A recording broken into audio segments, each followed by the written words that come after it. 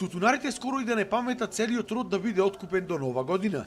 Велат дека останате били уште можеби 50 на тони груба проценка. Според земјоделскиот инспекторат, откупени досега биле 20.800 тони, со просечна цена од 288 денари, што досега била највисока постигната откупна цена. Откупувачите бараа околу 26.000 тони, но годинава имаше помалку род.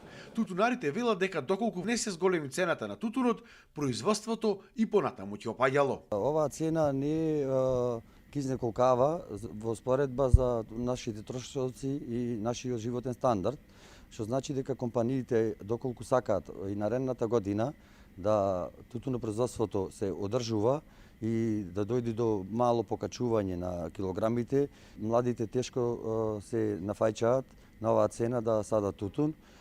Затоа ги повикуваме компаниите да ги коригираат цените, да се направат добри цени и в година да се стартува со добри цени, со реална проценка, за да не биде никој оштетен при проценката. Тутунарите бараат зголемување на цените по класи толку колку што ќе се зголемела инфлацијата.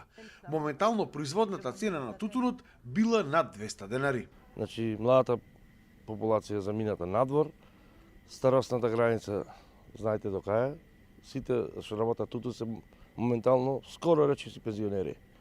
И ако компаниите и повикуваме да собере храброст, да седнеме на заедничка маса, да и коригираме цените и да, ајде ќе цениме на класи.